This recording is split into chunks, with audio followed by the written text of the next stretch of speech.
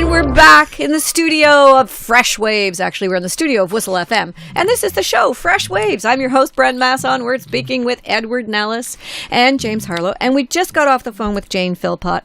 I can't tell you, Edward, how thrilled I am that Jane is running as an independent. I was kind of hoping she might have gone green, just because I think that the Green Party is building momentum right now. I think there's a lot of positive things that can come with green, and I do think from my world vision of Canada, from the people that I know both on the West Coast, here on the East Coast, people are really, really interested in a change. Oh, no question. I think they were in the last election. That's the only reason why the Liberals got in, quite honestly, is because they wanted a change. I heard all of my daughter's friends say, well, we didn't really vote Liberal. We just voted anything but PC. Yeah. Well, in that's other words, Liberal. Well, they voted for the haircut, too, didn't I they? And the socks. They love those colorful socks. They didn't hire the Liberals. They fired the PCs. That's exactly. You see. And so I think that change is still building. Mm-hmm. I don't think it stopped with the new government. I think it's still building. Well, to be honest, I think people are done now, not only with the PC, but the Liberal. Yes, I think exactly. This is the whole two-party thing. system is done. The Liberals came in promising change, promising sunny days, and everybody's found out that it's the same old, same old. And so the Green are the non-establishment party, and there is a worldwide revolt against the political establishment. It happened in the U.S. with Donald Trump. It's happened in Brazil. It's happened in Italy. All over the world, people are saying, enough with you guys. We're getting in people who are fresher and not part of the political establishment. Yeah, and I think you can imagine when I don't want to call him Justin, because in Stouffville we get the Justin confusion, right? There's too many Justins. But when the Prime Minister originally came in and started talking about all the wonderful new things he was going to do, I think people were really on board with a lot of the humanitarian aspects of what he was saying that weren't normally talked about in the political scene. Mm-hmm. He wanted full disclosure, honesty, openness, party openness. We're going to be just visible to all of the people in Canada, and our members are going to be able to speak their mind. Well, what happened when their members spoke their mind is that they got rid of them. And it doesn't really say too much for the party, I think. And I think it almost comes across to me, anyway, in my humble opinion, as a lie. Yeah. Don't tell us that you're going to be transparent. Don't tell us that your members are going to be able to speak their minds, be as honest as they can be, because this is what your party stands for. And the second that they voice their honesty, you fire them. Yeah. That doesn't make any sense. Well, and it goes to my point. I think people are just fed up with the two big parties, and it's definitely time for a change. And Green Party is the only, in my opinion, is the only option for that change. So I don't generally speak politics out loud and on the air, but I'm done. I'm really frustrated. Well, there's those two things in a family gathering that never should be talked about, politics and religion. Yes. So we're going to leave religion right out of it today. That's a good idea. Yeah. Politics we will have a discussion about, because actually, this is a great time at a family gathering to bring up politics and have a little discussion. That's you know what I mean? Because this is a unique opportunity for Stouffville and Markham people to actually make history by voting in an independent. I guess the first indication that Trudeau was part of the same old, and not new sunny days was the first past the post promise. He said that this will be the last election that will be judged by the first past the post system, and he was going to change the electoral system. And then he got into government, and he found out that if he changes the electoral system, he wouldn't be there. He wouldn't be there, exactly, because the Liberals won 55% of the seats on 33% of the vote, and if there was only a 50% turnout, then 15% of the Canadian people gave him 55% of the seats, and it's a very inefficient system. There are better systems, but it's self-interest. If you want to get reelected, you have to keep the first past the post system. Yeah, interesting, isn't it? Mm-hmm. I think a lot of people have, a lot of politicians that we hear have this pre-election jabber. No and question. It's just jibber-jabber. Mm-hmm. The sad thing is, a lot of new Canadians fall for it hook, line, and sinker because they don't know. They don't have the 30 years of jibber-jabber background to understand what it is. The young people just coming up have never really been interested in politics. They take civics in high school. Half of them sleep through it. My son failed it. He's one of the only people in all of Ontario who's ever failed civics. I think you have to actually attend the class to pass it. So he went to summer school, and I'm like, I'm in the background doing the mom thing. He's got to go to summer school. He's got to sweat it out and learn politics over the summer. He did a day and a half. And the guy said, yeah, I'm not really interested in having you here. Because signed his form and away he went. No, Dang! really? He didn't get any punishment at all. Oh I got gosh. punished because I had to wake up early and drive him. Oh my gosh! But you're right, Brenda. It's say anything you want to get elected, and once you're elected, do anything you want because you won't have to worry for 4 years. And people need to educate themselves on the fact that this happens. Even the budgets. They call them the pre-election budgets or the election budget. Right. I'm going to get elected because I'm going to promise you everything, and then the second that you vote for me, I'm changing it all. Yeah, that's Just right. saying. That's right. The spending program that we told you we were going to bring forward, we've delayed that for 5 years. Yeah, we're not going to do It's that. like the Canadian fighter jets for the Air Force. That's right. When the old perfect show example. Roseanne, I used to love it when she did that show and her kids would say, but you said this, that, and she said, I lied. Politicians do that all the time. They don't, I lied. Or you didn't hear me correctly. Oh yeah, no, that's not really what I said. I actually said absolutely nothing, and you interpreted it to be that. Everything. Yeah, that's right. That's it. But a democratic dictatorship, isn't it? We elect our dictator for 5 years. Well, yes, because it is autocratic because you do not have the will of the people.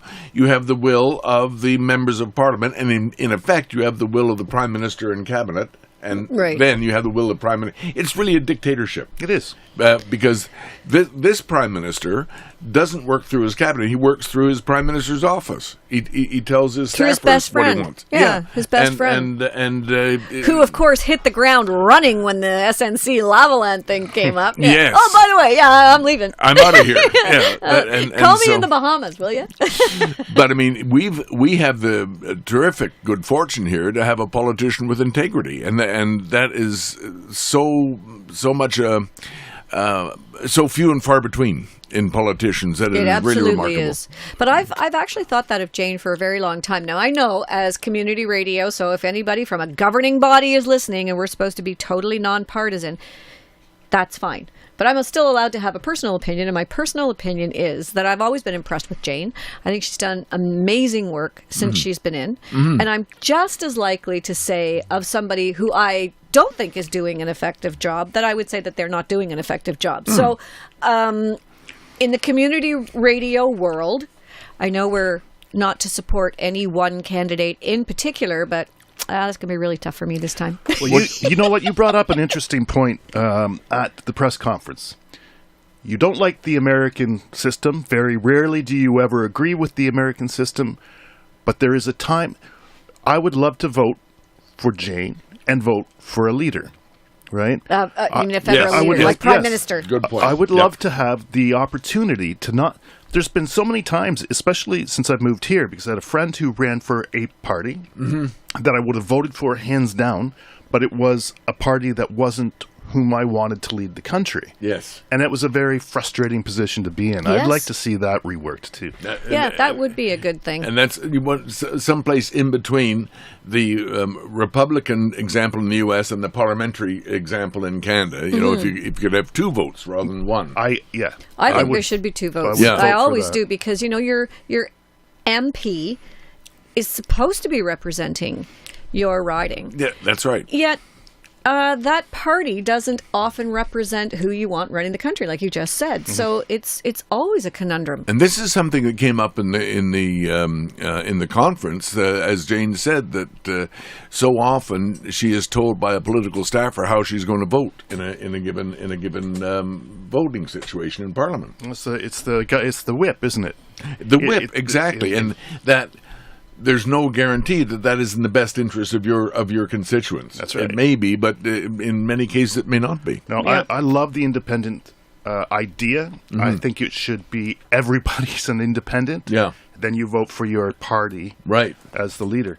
I don't know how that would work. It would be a nightmare, I think, to try and work through it. But in an ideal world, that would be more democratic in my mind. You see, I think that we have to get away from the first past the post system as the deciding body and into the popular vote, because that means that if you had a Senate, let's say, of 100 members, and each one represented 10% of the popular vote, okay, then you'd have 33 for the Liberals, but then you'd have 67 for the other parties, and all legislation coming up from the House of Commons would have to have the agreement of the popular vote of the nation, rather than just who won the first past the post. Amen. Yeah. Because that's what's missing, I believe. I agree, Ed. Yep. But for all the listeners out there, please note that you can participate in this conversation. You can send us a messenger message on Facebook. You can do it through Bren Masson, or you can do it through Freshwaves at Whistle FM, and send us your questions. We'd be happy to have a little bit of a discussion about it, or give us your opinion. We'd be interested in that too. Very much. Sort of. Yeah, very if it's much. a nice one. yeah. But we don't like the people who just But we can edit it. That's the phone beauty. to complain, you know. We just complaining is good. Yeah. But I always say to my kids, don't come and complain unless you've got some sort of a solution to the problem. Destructive versus constructive criticism. Couldn't Agreed. agree more. Destructive criticism has absolutely no place. If you don't have something better to suggest, keep it out. Yeah. Keep it out of the. But you know what I think, Brenda? I just want to mention for a second the strategic position in the local riding is now very important, because the Liberals claim they have 10-star candidates that they can choose from, okay, to run in the next election. Really? Yes, that's what I've heard. So I don't think there's ever been 10 politicians waiting in line in Stouffville ever. Well, star. Oh, it's Mark Star McCorville. politicians. yeah, well, star members of the community. Okay. Like myself. Yeah, exactly. Right, like us. Yeah. You're a star? Yeah. They approached me, and I said, I'll think about it, but I'm not a Liberal. Mm-hmm. So I don't think I'm going to get the job, to be honest. So Did you fill that out on your application? Not a liberal? Yeah. Just saying. But they're desperate, so they Just came saying. anyway. and then send it to Ottawa. Attention, J. Trudeau. Yeah. But this is the primary difficulty that Jane faces. I think that she will in effect split the Liberal vote and allow a third party, probably the Conservatives, to come through with an election victory. Because there are going to be some Liberals that are disaffected with Jane, because they're saying, well, you know, you caused trouble for the government, so I'm not going to support you. Which is kind of interesting, because it's the exact opposite way around. The government caused trouble for Jane. Well, yes. You know, because the government was doing things that were underhanded. Take a listen to those telephone call tapes. I agree with Raybould when she said, stop wondering whether or not the tapes are legal.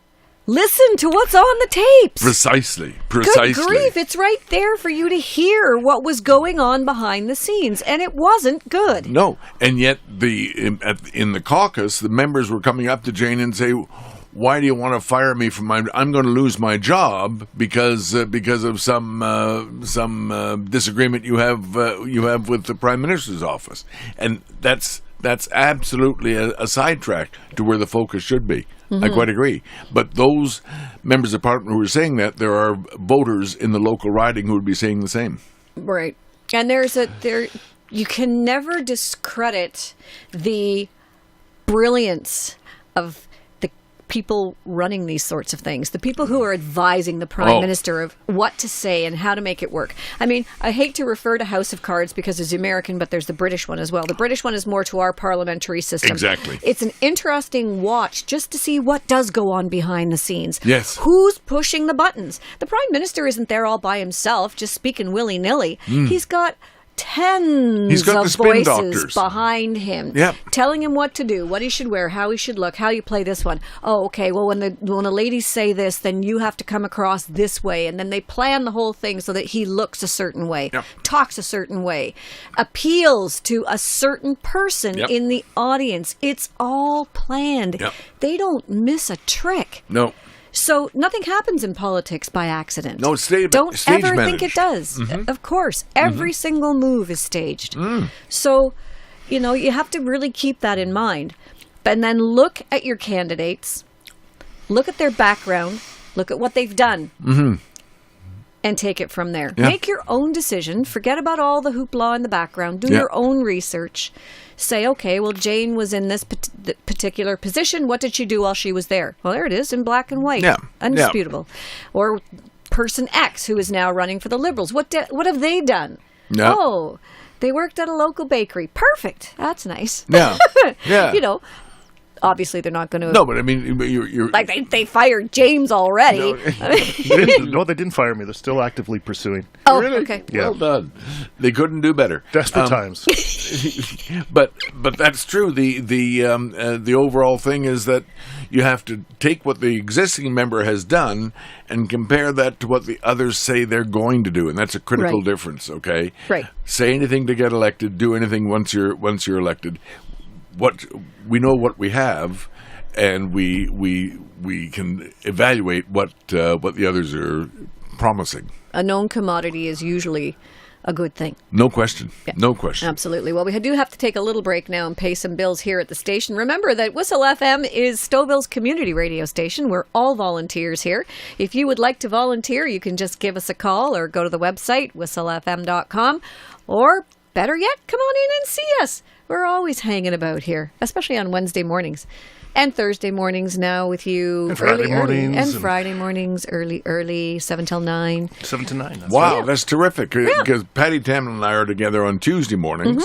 And So if having you a drop lot of by fun. here any morning between 7 and 9, except Monday, you're going to end up being see- able to talk to somebody and sure. find out. And, if you just want to give us cash, we're all over that, too. Yeah. That was a shameless plug. yeah. Let's pretend that we're WNED-TV. Unmarked bills would be best. Okay. All right, On let's that take a note, break. we're going to take a break. You're listening to Fresh Waves. I'm your host, Bren Masson. We'll be back right after this. Claudio here with knowledgeflow.ca.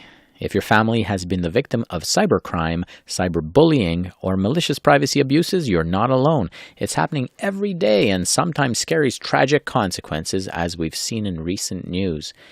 What's the solution? Don't internalize it. If it's an urgent issue, call the police immediately.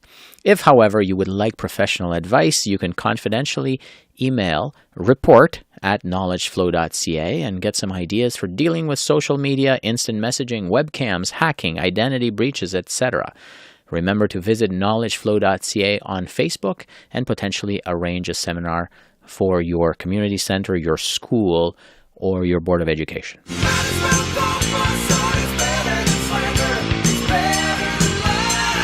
Hi folks, Kim Mitchell here. However you choose to get around, your ATV, your snowmobile, your boat, car, if you have a motorcycle, all these things take 100% of your attention and skill to operate safely. Alcohol impairs that, and bad things can happen. So, be smart, okay? You know what I'm going to say next. This message brought to you from the Safe and Sober Awareness Committee.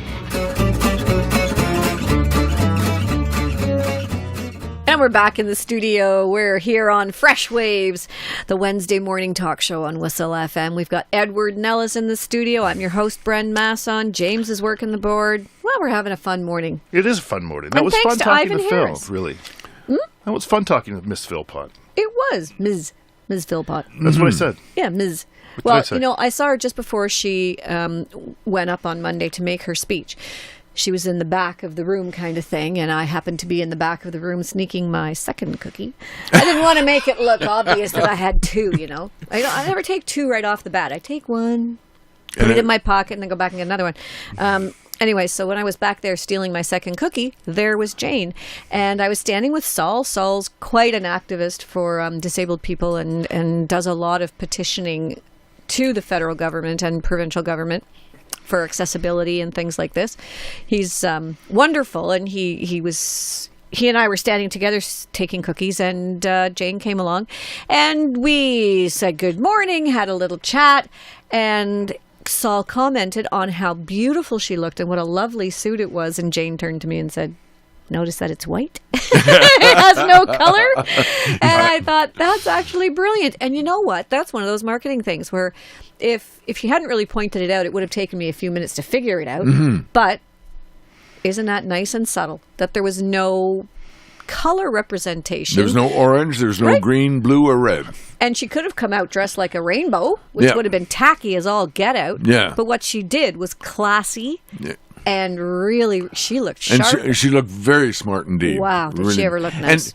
And her address had an infectious enthusiasm about it. That It certainly did. During the course of her remarks, people were becoming more and more excited. That was the way I felt. That she was really on her game. That's for sure. Yeah, and it was actually funny at the end when she said that we're going to fight and get this done, and then she apologized for the word "fight" in the Mennonite community, which was kind of funny.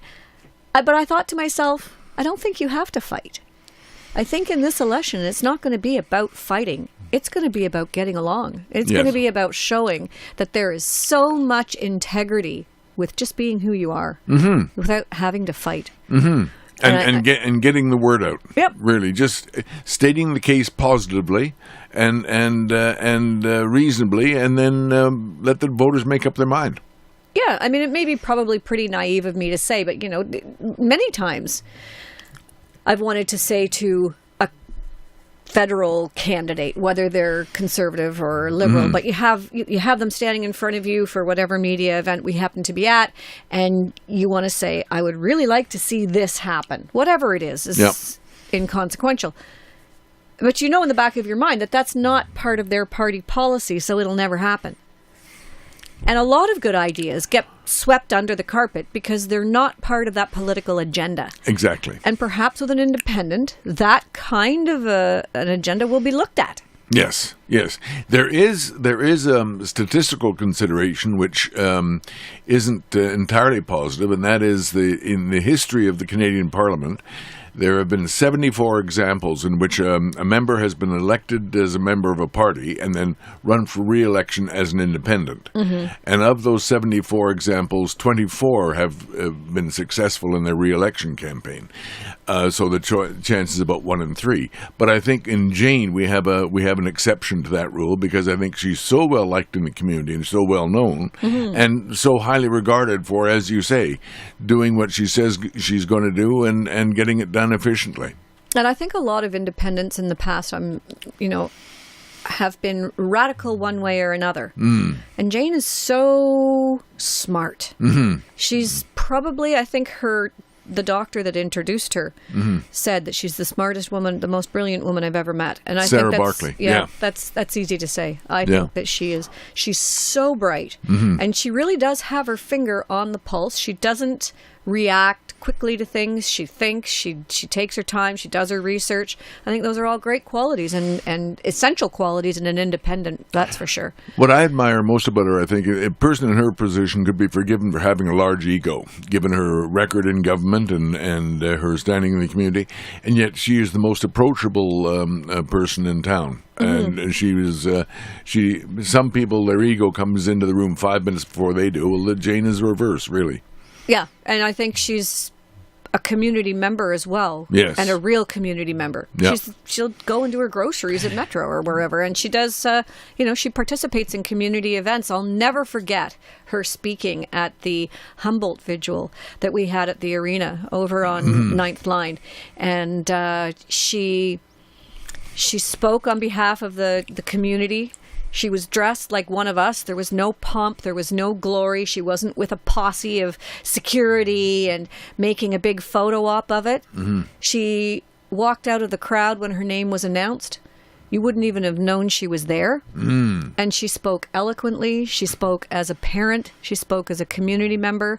And she spoke as a mother who has lost a child. Yeah. And it was absolutely heart-wrenching and so honest.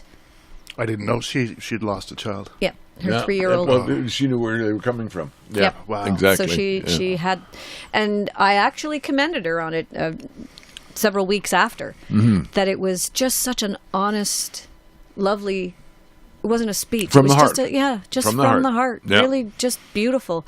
And it made everybody feel a lot closer together, you know? Mm-hmm. And yeah, it was just wonderful. And that's what I like about her. Yeah. In the upcoming election, the Conservatives have already nominated their candidate, I believe. And there's been no word from the NDP as yet, or from the Liberals, as I understand. No, I agree. I haven't heard anything as well. Yeah.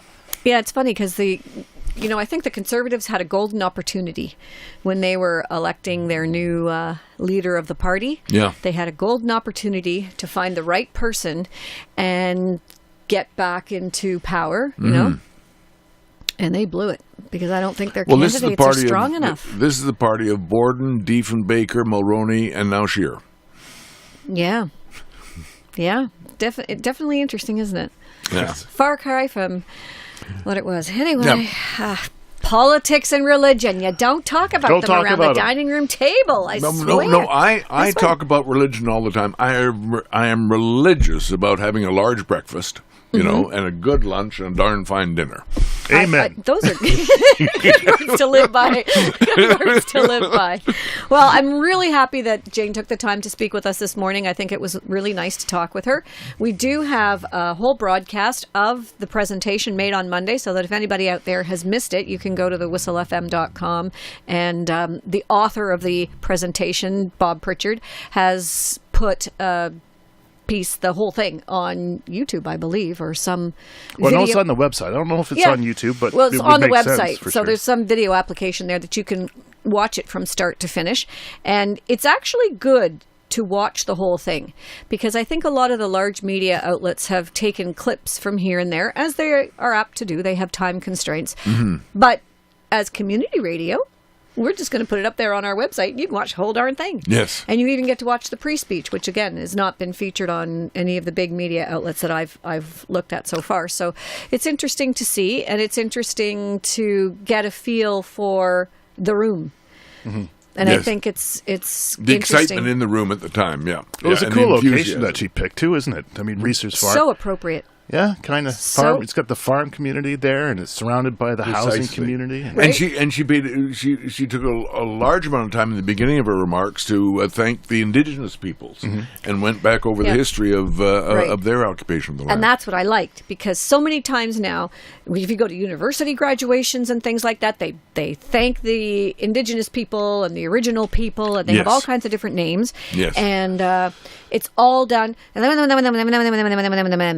then you move on. Is it the piece that they have to say, so they say it and they get it out of the way and they move on. Prepared remarks. She did not do that at all. Nope. She spoke to the fact that it was the largest Huron village in all of Canada. Yep. That they farmed corn, which of course Reeser's right out the back window, all the corn starting to come up. That's it. And they fed as many as 20,000 people with the corn from this area that we are still growing today. Yeah, but she spoke extemporaneously about that, and that's very, very strong. Sends a very strong message. It really does. It shows her understanding of First Nations issues, which are huge in this country right now, and which she has addressed. She addressed many of them very, very effectively with her during her time as Minister of Indigenous Services. Yes, absolutely. I mean, she took off 20 boil water advisories, if I'm not mistaken, and they had been, some of them had been there for decades. Yes, 30 years some. Yeah, and she got it done. Let's get it done. That's what I was saying to her on the phone. She's a doer. She gets things done. Precisely. And that's why she was so important to the government. Yeah. And why she was always in the sensitive portfolios getting the job done. Yep. And a big loss to the And you and I were there at the chamber meeting with her a year ago or more, when at the golf course over there, Meadow, whatever it is. And Meadowbrook. And there was a young lawyer. He was a tax lawyer. And he stood up and had a lot of really good questions. And he had good explanations for them. He was a young guy. He says, I asked him if he would come on Whistle and talk to us about the same concerns. He says, everybody just thinks I'm so boring. Do you really want me on there? But everything he said made perfect sense. And you could see Jane thinking and looking at him. And then he said something again. Then another accountant stood up and backed up what this young guy was saying. And she said, what are you guys doing at 1:30 this afternoon? I'm leaving here at 1. I'll meet you at my office at 1:30. We'll write this all down and we'll make sure that these questions get to the right people. I have never in my life heard a politician say that to 200 people in a room. Fantastic. It was unbelievable. It was unbelievable. But what a great comeback. Yes. I'll clear my plate. I'll give you your 10 minutes. We'll write this all down and let's get it going. And it's going to make a difference. And I'm going to see that the questions are delivered to the right people and that they respond respond. Absolutely. Yeah. So, amazing. very, I'm very looking good. forward to this campaign. This is going to be fun politics, Edward. I'm sorry to say, but I'm going to have to drop in and see you guys on a Tuesday morning every now and again and Hey, just listen, chime in you're- with the conversation. You're more than welcome because we're discussing our favorite topic, and that's politics. And so the words come easily. There So you go. the election comes at what time? It's in October, right? October 29th, I believe. 29th? I believe so. That's 22nd, isn't it? 22nd. 22nd, I think I okay. heard I think the it's the 22nd. 22nd. Okay. So that's 5 months. Yeah. So that's going to be fun. Yeah, it it's going is. to be a fun ride. They're kicking it off already this Saturday. So thank you so much for joining us, Edward. It's a great pleasure. I know it Brenda. was a last-minute thing for you, but thank you so much. It's so nice to be felt to be in demand. Yes. You've got a full roster. And you got a free muffin out of it. It's all good. And I hear you're going over to the church now to do a voiceover for a video. Yes, indeed. What a multi-talented guy. Well, that's my story, and I'm sticking to it. Good. All right. James, I'm not letting you off the hook just yet. Nope, not a problem. We've I'm got around for a another bit. hour to go, and we're going to be talking with Jay Reeser. He was the host of Jane Philpott's announcement, and he also runs Reeser's Farm Market. So I'm really looking forward to talking with you. You're listening to Fresh Waves. I'm your host, Bren Masson. Stay tuned.